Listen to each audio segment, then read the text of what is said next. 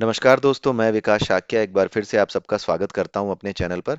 और आज हम सुंदरकांड में आगे की कहानी डिस्कस करेंगे, जब विभीषण जी ने भगवान श्री राम से ये कहा कि आप भले ही समुद्र को सुखा सकने में सक्षम हैं, लेकिन बेहतर यही है कि आप इसे सुखाएं ना, आप इससे प्रार्थना करें। प्रार्थना करने का मतलब क्या है? सागर से प्रार्थना करने का मतलब ये नहीं है कि समुद्र के सामने बैठ करके उससे कहने लगे कि हे समुद्र जी, मुझे रास्ता दे दीजिए।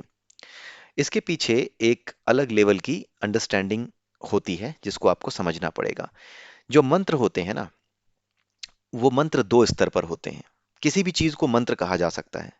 जैसे कोई किसी समस्या में फंसा है और आपने उसको उस समस्या से निकलने का उपाय बता दिया, तो जो उपाय है ना, वही मंत्र है। ठीक है। जैसे बर्फ का टुकड़ा है। अब इस बर्फ के टुकड़े से कोई आदमी प्यासा बैठा है, उसे ये नहीं पता है कि ये जो बर्फ का टुकड़ा है ये पानी में बदल सकता है। उसे प्यास लगी है, सामने बर्फ का टुकड़ा पड़ा है। ठीक है, उसे प्यास लगी है और उसके पास पानी नहीं है, सामने बर्फ का टुकड़ा पड़ा है। आपने उसको समझा दिया, एक काम कर, ये जो बर्फ का टुकड़ा है इसको थोड़ा जो है इधर लेके आ, थोड़ा सा गर्मी में रख, ये पिघल जाएगा तो पानी बन जाएगा, ऐसे तू पी जाना। ये क्या है? ये एक मंत्र है, लेकिन ये किसके स्तर पर है? ये एक भौतिक स्तर पर किया गया काम है। और ये भौतिक स्तर पर दिया गया एक मंत्र है, एक ऐसे व्यक्ति को जो जानता नहीं है। ठीक है। और अगर जानता है तो जो उपाय करता है तो भी वो क्या है? मंत्र की ही श्रेणी में है। ठीक है। अगर मैं जानता हूं कि बर्फ को गर्म करके पानी बनाया जा सकता है, उसको टेम्परेचर दे करके पानी बनाया जा सकता है, तो मुझे प्यास लगी है तो मैंने बर्फ का टुकड़ा लिया, उसे गर्म किया और पानी बनाया और पानी पी लिया। तो ये मैंने काम किया, ये क्या है? ये एक मंत्र ही था। ये भौतिकता के स्तर पर जो काम किया, ये भी एक मंत्र है। उसी तरीके से जो हमारे मंत्र होते हैं, इनका एक अलग ही साइंस है। मंत्र जो होते हैं ये शब्द होते हैं। शब्दों की अपनी एक फ्रीक्वेंसी होती है, एक फ्रीक्वेंसी, एक आवृत्ति, एक उसका वेवलेंथ होती है। ठीक है। तो ये मंत्र जो कहे जाते हैं, जो बोले जाते हैं, इनको बोलने का एक विशिष्ट तरीका होता है। जब हम इन मंत्रों को बोलते हैं, इस तरीके से बोलते हैं जिस तरीके से उच्चारण करना बताया गया है। वेदों के जो 6 वेदांग हैं, वेदों को समझने के लिए जो 6 वेदांग लिखे गए हैं, उन वेदांगों में से एक व्याकरण भी है। ठीक है। उसके अलावा छंद भी हैं। छंद और व्याकरण ये दोनों वेदांग हैं। तो ये जो वेदांग हैं, इन वेदांगों में ये जो 2 वेदांग हैं, ऐसे तो 6 हैं, लेकिन इन 6 में से इन 2 में इसके बारे में बताया गया है कि किसी चीज का सही सही उच्चारण कैसे किया जाता है, कैसे उसको बोला जाता है। तो वेद मंत्रों को बोलने का भी एक तरीका है। तो हर चीज को जो हर मंत्र को जो बोलने का तरीका है, हर चीज को एक्टिवेट करने के लिए वो एक अलग तरीके का है। पृथ्वी, जल, अग्नि, वायु, आकाश, या फिर जितनी भी चीजें हैं, जितने भी तत्व हमारे चारों तरफ हैं, इन सब में एक पर्टिकुलर फ्रीक्वेंसी है, एक पर्टिकुलर इनकी वेवलेंथ है। ठीक है। ये सब के सब क्या है? ये तरंग की, इनके अंदर, सबके अंदर तरंग का गुण है। इन सब के अंदर जो है एक भौतिक गुण है कि इनमें क्या है? एटम से बना हुआ है, और हर एटम अपने जो है दोनों तरफ क्या करता है? एक पेंडुलम मोशन करता है, एक सिंपल हार्मोनिक मोशन करता है। जहां पर सिंपल हार्मोनिक मोशन है, वहां पर अपने आप आवृत्ति यानी कि फ्रीक्वेंसी की बात आ जाती है, क्योंकि वहां पर एक वेवलेंथ की बात आ गई। और जहां वेवलेंथ की बात आई, वहां पर फ्रीक्वेंसी आती ही है, क्योंकि frequency is inversely proportional to the wavelength and vice versa. ठीक है। तो ये जो चीज है, इसी चीज का इस्तेमाल करके ये जो एलिमेंट्स होते हैं, पृथ्वी, जल, अग्नि, वायु, आकाश, या फिर जितने भी एलिमेंट्स हैं जो देवता के नाम से जाने जाते हैं, जिनका हम अनुभव कर सकते हैं, अपने शरीर के भीतर ही अनुभव करते हैं। इस ब्रह्मांड में कहीं वो देवता आपको देखने को नहीं मिल सकते। वो आप अपने शरीर के भीतर महसूस कर सकते हैं। क्यों? क्योंकि वो आपके शरीर के माध्यम से ही प्रकट होते हैं, आपके शरीर के माध्यम से ही अपना काम करते हैं। आपके शरीर में ही वो आपको महसूस हो सकते हैं, आपके भीतर ही वो आपको महसूस हो सकते हैं। बाहर वो इस तरीके से आपको महसूस नहीं हो सकते, क्योंकि आप जिस जगह पे रह रहे हैं, वहां पर उनकी फ्रीक्वेंसी कोई मैटर एक्वायर नहीं कर सकती, किसी मैटर में कन्वर्ट नहीं हो सकती। उनकी फ्रीक्वेंसी जिस जगह पे मैटर में कन्वर्ट हो सकती है, वो जगह ही अलग है।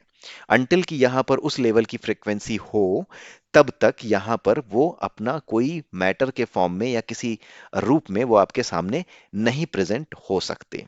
ये नहीं हो सकता। ठीक है। आपने सुना होगा कि जब सतयुग का समय था, त्रेता युग का समय था, द्वापर युग का समय था, तो उस समय बहुत बातें होती हैं कि हाँ, भगवान श्री कृष्ण ने किसको प्रकट कर लिया? उनको प्रकट कर लिया, विश्वकर्मा जी को। और विश्वकर्मा जी की मदद से पांडवों के लिए पूरा का पूरा जो इंद्रप्रस्थ, जो कि आज के समय में दिल्ली के नाम से जाना जाता है, उसको बना दिया, उसका निर्माण करा दिया। तो ऐसा क्यों हो पाता था? ऐसा क्यों बताया जा रहा है?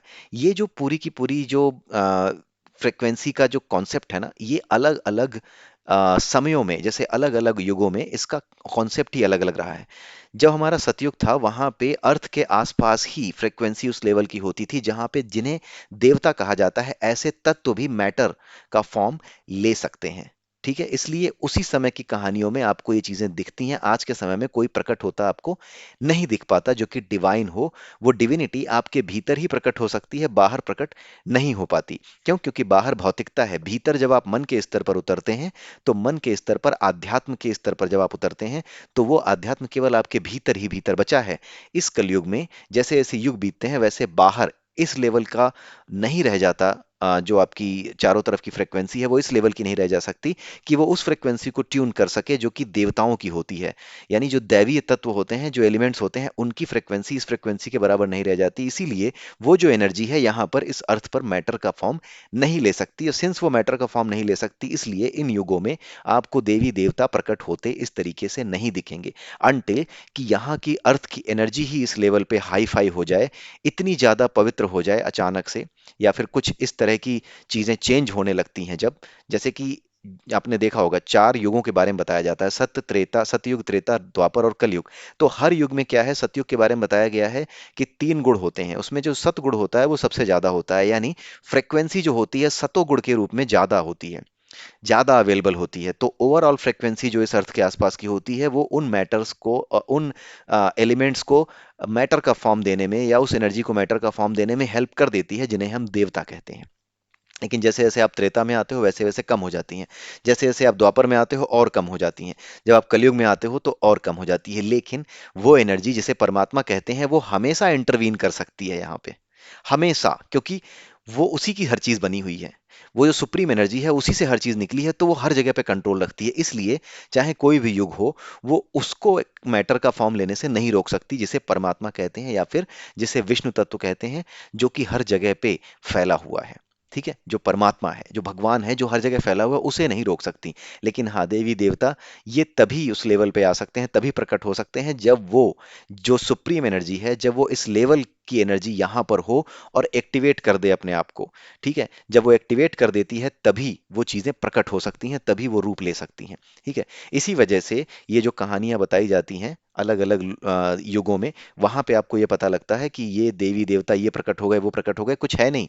असल में चीजों को कॉम्प्लिकेटेड कर दिया गया, इसलिए किया गया ताकि चीजें जो है विस्तृत रूप में समझाई जा सकें। वो कॉम्प्लिकेटेड हमें लगती हैं, अदरवाइज अगर आप सिर्फ एक चीज को जानते हैं ना कि हर चीज एनर्जी है और वो एनर्जी मैटर में कन्वर्ट होती है, उसके बाद अगर आप समझें कि ये जो सतयुग, त्रेता, द्वापर और कलयुग है वहां पे सतगुण ज्यादा होता है, त्रेता में सत थोड़ा कम हो जाता है, द्वापर में और कम हो जाता है, और कलयुग में और कम हो जाता है। तो बेसिकली ये जो समय है ना, समय के साथ एक तरीके से आप समझिए कि कुछ मैटर रखे हुए हैं, सत, रज और तम, ये 3 अलग अलग कलर रखे हैं।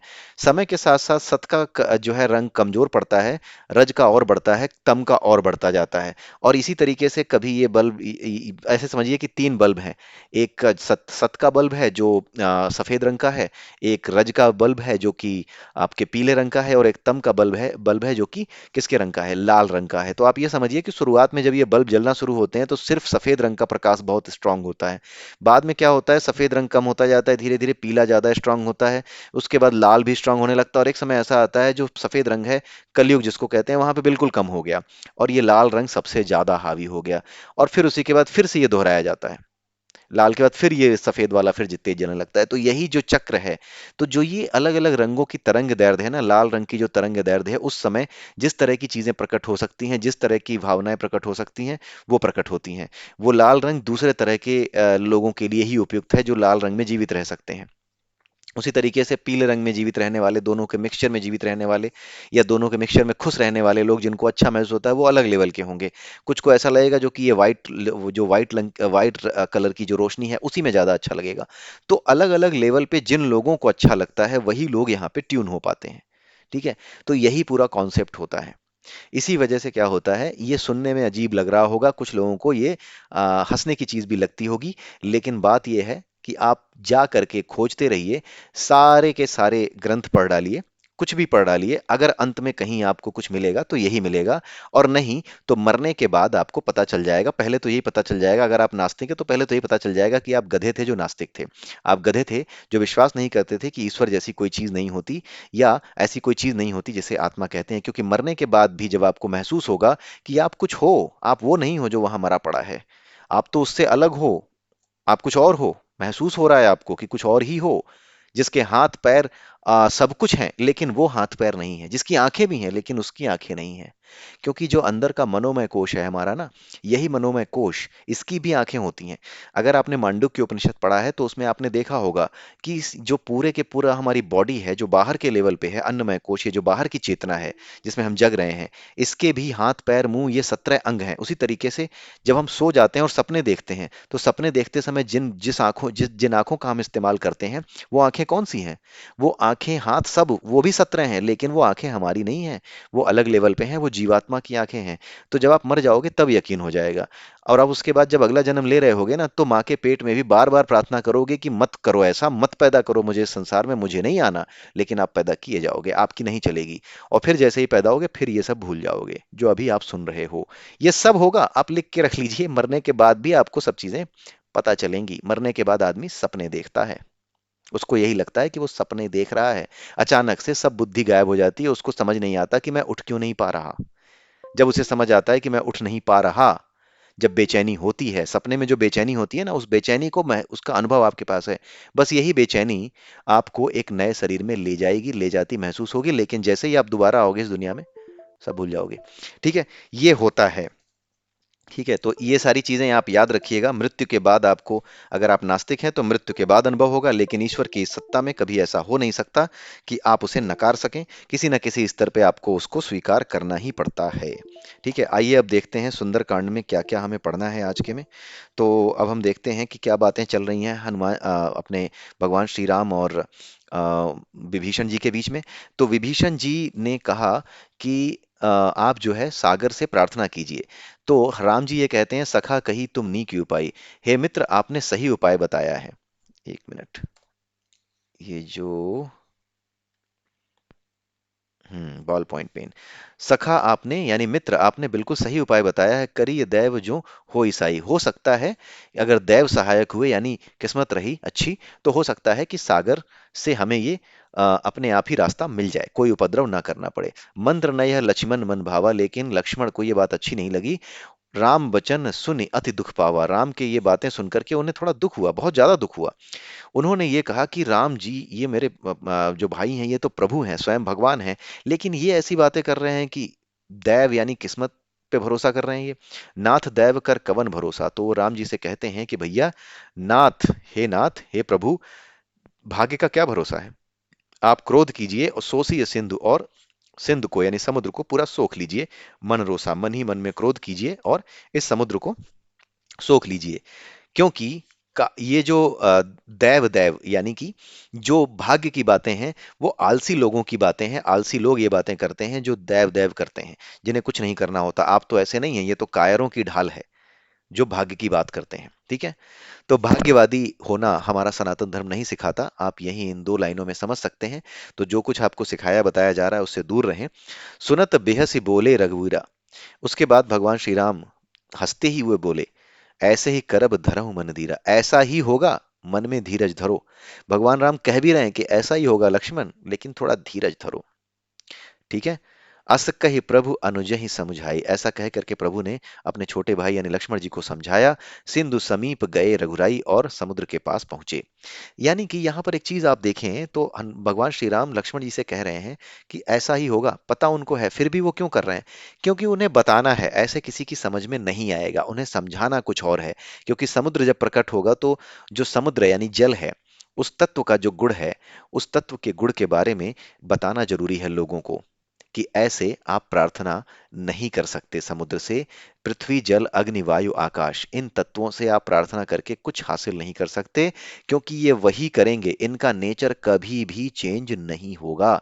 जैसा इनका नेचर बना दिया गया है, वैसा किसी मंत्र से इन पर कोई प्रभाव नहीं पड़ेगा। किसी मंत्र से इन पर कोई प्रभाव नहीं पड़ने वाला, ये रूप बदल लेंगे लेकिन अपनी परिस्थिति, अपनी स्थिति नहीं बदलेंगे। ठीक है, ये चीजें यहाँ पे बताने की कोशिश की गई है। प्रथम प्रणाम कीन्ही सिरुनाई, पुनि बैठे तट दर्भ दर्भ डसाई। सबसे पहले उन्होंने सिर झुका करके समुद्र को प्रणाम किया, बैठे पुनि, उसके बाद वह तट पर, यानी समुद्र के तट पर किनारे पर दर्भ डसाई, यानी कि कुशा बिछाकर, दर्भ यानी कुशा, एक जो बिछौना होता है जिसपे आप बैठते हैं पूजा करते समय, उस पर बैठ गए। डसाई यानी बिछा करके, दर्भ डसाई यानी बिछौना बिछा करके बैठ गए। जब ही विभीषण प्रभु पही आए, पाछे रावण दूत पठाए। अब ये बताया जा रहा है कि जब विभीषण भगवान श्री राम के पास आए, तो रावण ने पीछे से अपने दूत यानी अपने जो है जासूस उनके पीछे भेज दिए कि जाओ देखो हो क्या रहा है वहां। हमारा जो भाई है विभीषण, वो जा करके भगवान श्री राम के पास क्या कह रहा है, उनके बीच में क्या बातें हो रही हैं। सकल चरित तिन देखें, धरे कपट कपिदेह, प्रभु गुण हृदय सराहि, शरणागत पर नेह। यहाँ पर तुलसीदास जी ये बता रहे हैं कि ये जो दूत थे, ये दो दूत जो आए हुए थे, इन्होंने छल कपट के द्वारा बानरों का भेष धर लिया था, यानी बंदरों के रूप में ये बंदरों के बीच में जाकर के बैठ गए थे, और वहां बैठे बैठे ये सारी कहानी देख रहे थे, जो कुछ ये कहानी हो रही थी।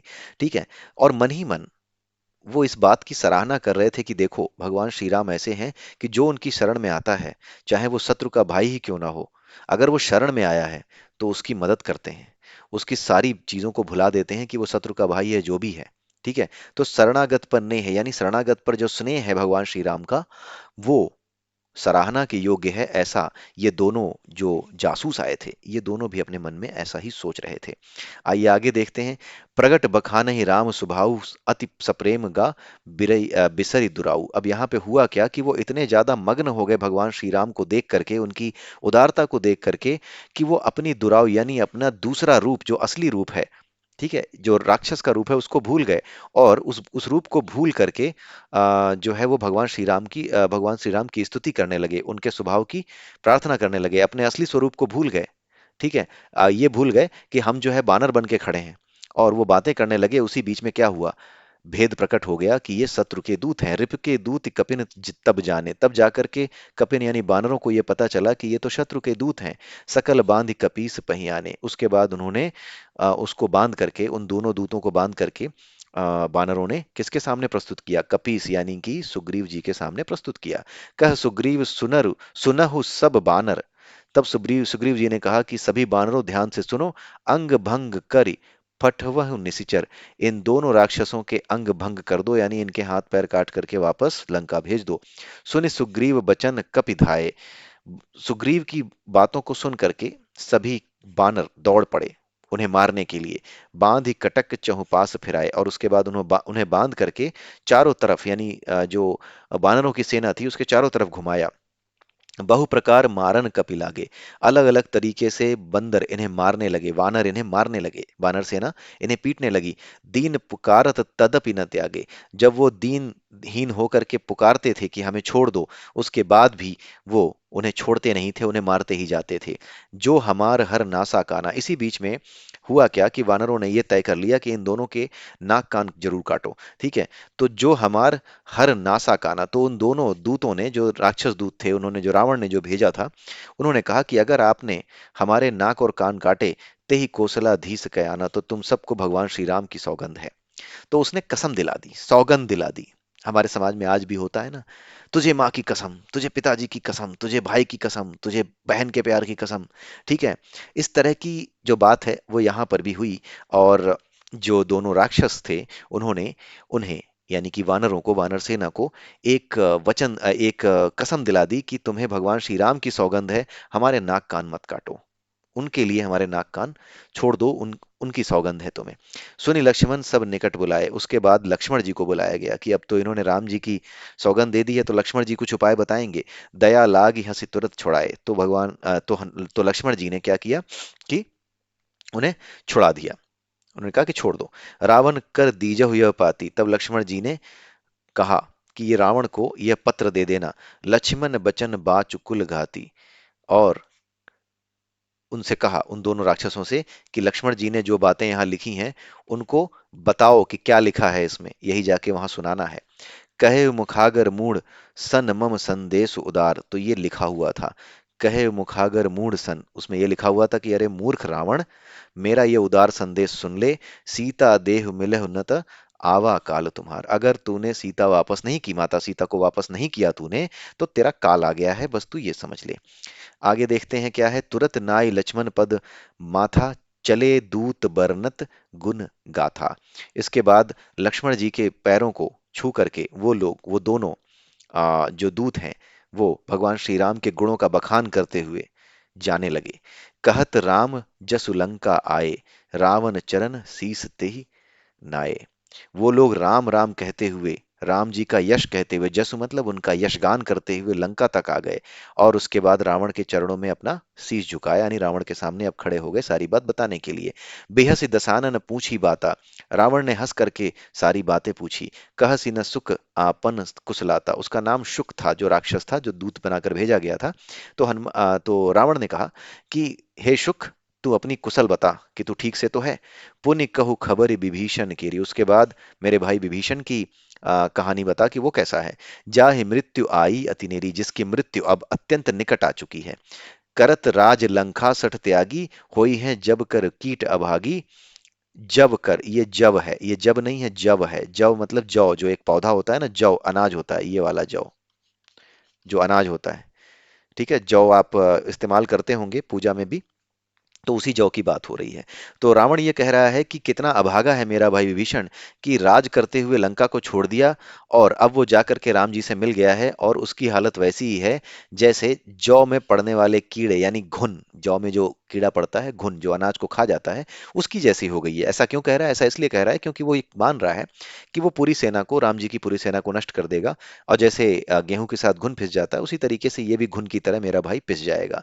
पुनि कहु भालु कीस कटकाई, कठिन काल प्रेरित चली आई। उसके बाद लंका का राजा रावण ये कह रहा है कि पहले तो मुझे इन लोगों के बारे में बताओ, उसके बाद फिर जो है कीस कटकाई, उसके बाद जो है जो बानरों की सेना है, बानरों और भालुओं की जो सेना है, उसके बारे में बताओ।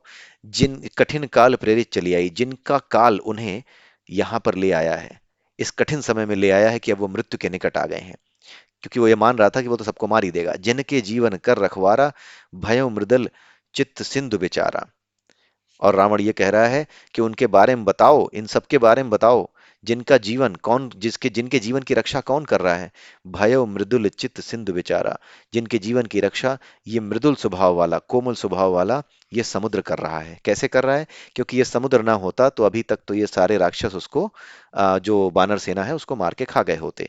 कहो, कहो तपसन के बात बहोरी, उसके बाद फिर उन तपस्वियों की बात कहो, राम और लक्ष्मण की बात कहो, जिनके हृदय त्रास अति मोरी, जिनके हृदय में मेरा बहुत ज्यादा भय है, जो मुझसे बहुत ज्यादा डरते हैं। ये गलतफहमी उसकी यहाँ पर दिखाई दे रही है। और उसके बाद एक बात और कहता है कि भई भेंट की फिर गए, श्रवण सुजस सुन मोर, कहसि न रिपु दल तेज बल, बहुत चकित चित तोर।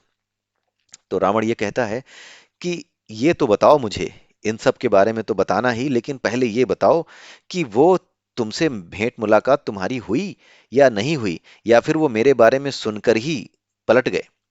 कहसि न रिपु दल तेज बल, तुम मुझसे शत्रु की सेना का तेज और बल, यानी उसके क्या ताकत है, क्या है वो, इसके बारे में क्यों नहीं बता रहे हो, और तुम बहुत ज्यादा आश्चर्यचकित क्यों लग रहे हो, तुम चकित क्यों लग रहे हो? क्योंकि वो लोग, रावण जब ये बातें कर रहा था तो वो लोग ऐसे देख रहे थे, गए तुम बेटा, वो अपनी तारीफ किया जा रहा था, और ये लोग सोच रहे थे अरे महाराज, फालतू में तारीफ मत करो, मरने वाले हो, तुम्हारे जो है लक्षण ठीक नहीं है। तो ये सोच रहे थे, तो ये बड़े आश्चर्यचकित थे कि क्या बोलें, इसको कितनी गलतफहमी है, इसको तो बहुत ज्यादा गलतफहमी है, सामने जो सेना आई है वो तो भैया किसी के जीतने लायक नहीं है। तो ये बात उनको पता थी, तो इस वजह से वो लोग चकित होकर के देख रहे थे, और यही बात रावण ने भांप ली। उसने भी कहा कि तुम लोग बड़े आश्चर्यचकित लग रहे हो, ऐसा क्या है? ठीक है, तो आइए अब देखते हैं आगे। नाथ कृपा करि पूछ्યું जैसे, मानहु कहा क्रोध तजी तैसे। तब इन दोनों ने कहा कि हे नाथ, यानी रावण को बोला उन्होंने कि हे नाथ, जिस तरीके से आपने कृपा करके हमसे ये पूछा है, उसी तरीके से हम आपको बता रहे हैं, और आप सारा क्रोध छोड़ करके हमारी सारी बात मानिएगा। ऐसा ही हुआ है, ऐसा मत सोचिएगा कि हम झूठ बोल रहे हैं, ऐसा ही हुआ है।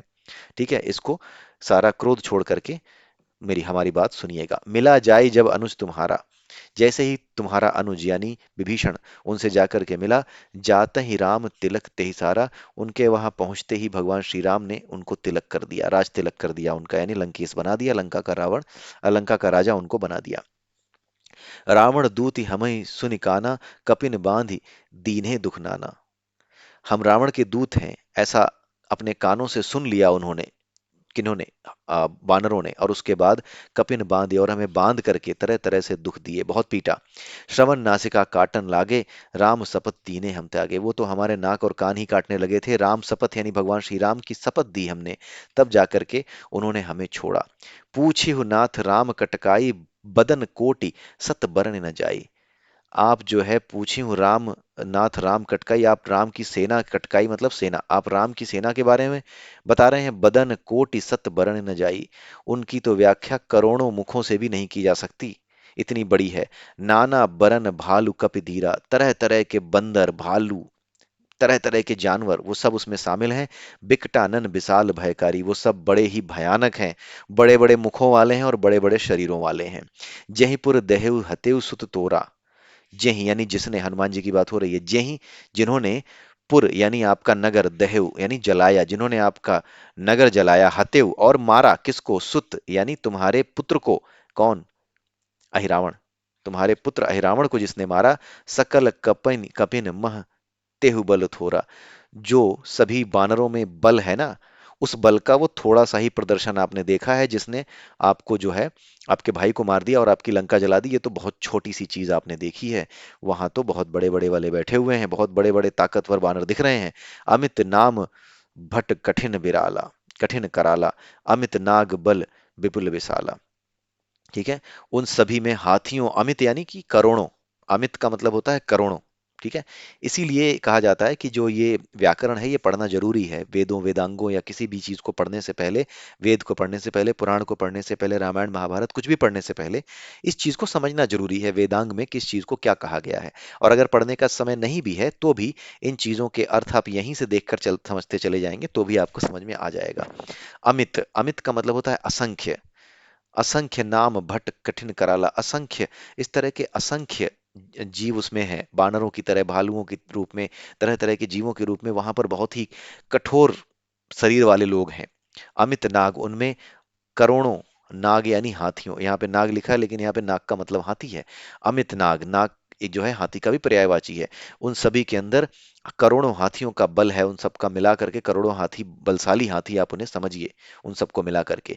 द्विविध मयंद नील नल अंगद गद बिकटासी, ये सब उनके नाम है, द्विविध मयंद नील नल अंगद, दधिमुख केहरी निसट सठ जामवंत बलराशि, ये सब उनके नाम हैं। और लास्ट में ये लिखा है बलराशि की, इनमें बहुत ज्यादा बल है, ये पहले नाम दिए हुए हैं। दधिमुख एक नाम है, केहरी नाम है, निसट है, सठ है, जामवंत है, जामवंत का तो नाम आपने सुना ही होगा। ये सब उनकी सेना के सेनापति हैं। ठीक है, एक कपि सब सुग्रीव समाना, ये सारे वानर सुग्रीव के ही समान है। इन सम कोठिन गनई कुनाना, इनके तरह कि ये केवल एक सुग्रीव, ये सब सुग्रीव के समान है, और इनके तरह कई हैं, करोड़ों हैं जो वहां पे सेना में आए हुए हैं, कोटिन बहुत ढेर सारे हैं। राम कृपा अतुलित बल तिनहि, तृण समान त्रैलोक कहीं गनहि। राम कृपा अतुलित बल तिनहि, राम की कृपा से उनमें अतुलित बल है, बहुत ज्यादा बल है, और वो तीनों लोकों को भी, जिनको आपने जीत रखा है, उसको तिनके के समान समझते हैं, यानी कुछ समझते ही नहीं है, उड़ा देंगे। ठीक है, असमय सुना श्रवण दस कंधर, पदम 18 जूथप बंदर, नाथ कटक महसों कपिनाही, जो न तुम्हि जीते रन माही। ठीक है, नाथ मैं सुना, असमय सुना श्रवण दस कंधर, पदम 18 जूथप बंदर। असमय सुना, इस प्रकार मैंने जो है, हे दस्कंधर यानी हे दशानन, इस प्रकार से मैंने सुन रखा है कि उनके 18 पदम, एक संख्या होती है, आप देख लीजिएगा पदम किसे कहते हैं। ठीक है, 18 पद्म, इतने तो बानर हैं। नाथ कटक मह सो कपिनाही, और उनमें, उनकी सेना में कोई भी ऐसा बानर नहीं है जो आपको रण में जीत ना सके, मतलब बहुत बड़ी बेइज्जती कर दी, कि आप राम की तो बात ही छोड़ दीजिए, उनकी सेना में जो बानर है ना, उन सैनिक, उनमें जो पदम 18 जूथ बंदर, उनमें जो 18 पदम है, वो तो उनके सेनापति हैं उन वानरों के, और उनमें इतना बल है, उन करोड़ों में इतना बल है कि जिनको आप जीत ही नहीं सकते। वो सब अकेले अपने आप में आपको हराने में समर्थवान हो सकते हैं। वो इस तरह के हैं। ठीक है, ये बातें बताई जा रही हैं। और साथ में वो बताता है, परम क्रोध मीजहि सब हाता। वो सब आपका नाम सुन करके, यानी रावण का नाम सुन करके गुस्से से अपने हाथ मसलते हैं। आयस उपै न देहि रघुनाथा, लेकिन भगवान श्री राम उन्हें अभी आने की आज्ञा नहीं दे रहे। सुसहि सिंधु सहित झस व्याला, पूरहि नत भरी कुधर विसाला। ठीक है, तो वो चाहें तो सारे के सारे समुद्र को सोख जाएं, और ये कहते हैं कि अगर जो है हम सारे के सारे समुद्र को सोख जाएंगे, जितने भी इसमें मछलियां और सांप हैं इन सबको खा जाएंगे, सबको नष्ट कर देंगे, इन सबके साथ समुद्र को सोख जाएंगे। और अगर फिर भी बात न बनी, पूरा ही न भरी कुधर विशाला, अगर फिर भी बात न बनी, तो हमें समुद्र को बड़े बड़े पत्थरों से, बड़े बड़ी जो शिलाएं होती हैं उससे पाट देंगे, उसी से भर देंगे। यानी मिट्टी भर के, जैसे होता है ना नाला भर दिया, वैसे उस समुद्र को भी नाले की तरह भर देंगे। ऐसी बातें वो वानर किया करते हैं। ये बात दूत बता रहा है किसको? रावण को। ठीक है, मर्द गर्द मिलवहीं दस सीसा, और साथ में ये भी कहते हैं, मर्द यानी मसल देंगे रावण को, गर्द धूल में मिला देंगे, मिलवहीं माने मिला देंगे, गर्द मतलब धूल, धूल में मिला देंगे और मसल देंगे दस सीसा रावण को। ऐसा कहते हैं, ऐसे ही बचन कहीं सब सीसा। ऐसे ही बातें वो सारे वानर करते हैं। गर्जहि तरजहि सहज असंका, वो लोग इतना तेजी से गर्जना करते हैं, यानी तेजी से चिल्लाते हैं और तेजी से धमकाते हैं, इतना जोर से धमकाते हैं, उनको बिल्कुल भी सहज, यानी वो सहज रूप से, असंक यानी निर्भीक हैं, सहज रूप से निडर हैं, जिन्हें डर नहीं लगता। सहज रूप से निडर, इस बात को समझिए, सहज रूप से निडर होने का क्या मतलब है? सहज रूप से निडर होने का मतलब है कि कोई फर्क नहीं पड़ता कि मैं कहाँ हूं, किस स्थिति में हूं। कुछ गलत है, उसके विरुद्ध मुझे लड़ना है तो मैं लड़ूंगा। समय देख करके बहादुरी नहीं दिखाते। वो ऐसे ही निर्भीक हैं, जैसे आजकल के समय में आप देखते हैं ना, कुछ ढपोल संख होते हैं। चार पांच दोस्त हैं, गाड़ी में बैठे हैं, कहीं छोटी सी बात हो, यार निकल के बाहर आ देखता हूँ तुझे, कौन है तू, मैं जानता नहीं, मैं ये हूँ, मैं वो हूँ, मैं कद्दू में तीर मार देता हूँ, मैं बहुत बड़ा हूँ। इस तरह की बातें जो करते हैं, ये ढपोल संख होते हैं। ये निर्भीक नहीं होते, ये सहज निर्भीक नहीं होते। सहज निर्भीक वो होता है जो हालात कुछ भी हों, चाहे पांच दोस्त हों या ना हो, गलत के विरुद्ध फिर भी बिना कुछ सोचे समझे, आगे पीछे विचारे, बिना कुछ विचारे, जो गलत है सो गलत है, उसके विरुद्ध लड़ना धर्म है, चाहे उसके लिए जान भी क्यों ना चली जाए। ऐसा सोच करके जो बिना किसी डर के सामने जाता है, ना कि पांच छह दोस्तों के होने पे जाता है, वो सहज निर्भीक है। वो नहीं जो पांच दस दोस्त इकट्ठे हो गए, फिर रास्ते में खड़े होकर नाच रहे हैं, परेशान कर रहे हैं। जैसे आज की डेट में आपने देखा होगा, अक्सर ये चीजें आपको देखने को मिलती हैं कि कुछ आवारा लफंगे टाइप के लोग होते हैं, वो कभी स्कूल के सामने, कॉलेज के सामने कहीं इकट्ठे हो जाएंगे, पांच दस दोस्त भर लेंगे, आसपास के इलाकों से वो रहने वाले होते हैं, लोकल होते हैं, फिर उसके बाद वो नाच करके, डांस करके दिखाते हैं, वहां जो है बदतमीजी करते हैं, जोर जोर से गाने बजाते हैं, इस तरह की चीजें करते हैं। ये क्यों करते हैं? अकेले इनमें दम नहीं है ये सब करने का। जो चार पांच का ये जो भाव है कि मेरे चार पांच हैं, यहीं का लोकल हूं, कोई बात हो गई तो सैकड़ों बुला लूंगा, ये सहज निर्भीकता नहीं है, ये ढपोल संखता है। इसको मूर्खता कहते हैं, धूर्तता कहते हैं। ये राक्षसी प्रवृत्ति होती है। ठीक है, उसके अलावा असहज जो असंख होता है वो क्या होता है? जो गलत है उसका विरोध करे, चाहे उसकी जान भी क्यों ना जा रही हो, चाहे वो कई लोगों के बीच क्यों ना खड़ा हो, वो तुरंत विरोध करे कि नहीं ये गलत है। तो यही बात रावण को बता रहे हैं दूत, कि वो लोग सहज ही निर्भीक हैं, उन्हें डर नहीं लगता मरने मरने से भी। बस वो जानते हैं उन्हें क्या करना है, और जो कुछ करना है उसके लिए जान भी दे सकते हैं। मानहु ग्रसन चहत हई लंका, और इस तरीके से आगे बढ़ते हैं, इतने जोर से धमकाते हैं, इतना जोर जोर से ये धमकी देते हैं, जैसा लगता है जैसे कि वो लंका को निगल जाना चाहते हैं। सहज सूर कपि भालु सब, पुनि सिर पर प्रभु राम। हे रावण, वो सारे के सारे जो वानर हैं, वो सहज ही सूरवीर हैं। सहज सूरवीर वही, जो सहज निर्भीकता है वही सहज सूरवीरता, वैसे ही समझ सकते हैं सहज भाव से, कि वो सब सहज ही सूरवीर हैं। जितने भी कपि और भालू हैं वो सब सहज ही सूरवीर हैं। सब पुण्य सिर पर प्रभु राम, और उन सभी के सिर पर प्रभु श्री राम का हाथ है। रावण काल कोटि कहु जीत सकहि संग्राम। रावण काल कोटि कहु जीत सकहि संग्राम, और उन सबको, हे रावण, उन सबको, वो सब काल को भी, काल कोटि करोड़ों कालों को भी संग्राम में जीत लें, युद्ध में जीत लें, इतने ताकतवर हैं। यानी इतनी बड़ाई करी हुई है कि रावण की बैंड बज जाए सोच करके ही, अगर वो इन सब बातों को मान ले। तभी तो वो लोग कह रहे थे कि जैसा हम बता रहे हैं वैसा मान लीजिए, गुस्सा मत करिएगा, ऐसा मत सोचिएगा कि हम तारीफ कर रहे हैं, ऐसा ही है, ऐसा ही हम देख करके आए हैं। ठीक है, यही वो बता रहे हैं। आगे इसके हम देखेंगे अगले वीडियो में। अगला वीडियो आखिरी वीडियो संभवतः होगा, क्योंकि 60 इसमें है, 55 तक हम समाप्त कर चुके हैं, आगे के 5 हम अगले वीडियो में समाप्त कर देंगे, और इसी के साथ जो है हमारा जो सुंदरकांड है वो समाप्त हो जाएगा। इसमें जो कुछ सीखने लायक था, जो नीतियां थी, जो विचार थे, जो एक कर्मयोगी के विचार होने चाहिए, जो एक भक्त के विचार होने चाहिए, एक भक्त को कैसे अपने काम करने चाहिए, रोजमर्रा के जो जीवन में कठिनाइयां और परेशानियां आती हैं उनसे कैसे निपटना चाहिए, उसके बारे में यहाँ पर सुंदरकांड में बड़े अच्छे तरीके से बताया गया है। तो एक वीडियो और बचा है, उसी के साथ ये पूरा का पूरा सुंदरकांड हमारा समाप्त हो जाएगा। तो अगले वीडियो तक के लिए आज्ञा दीजिए, तब तक के लिए जय सिया राम, जय श्री कृष्णा, जय श्री राधे।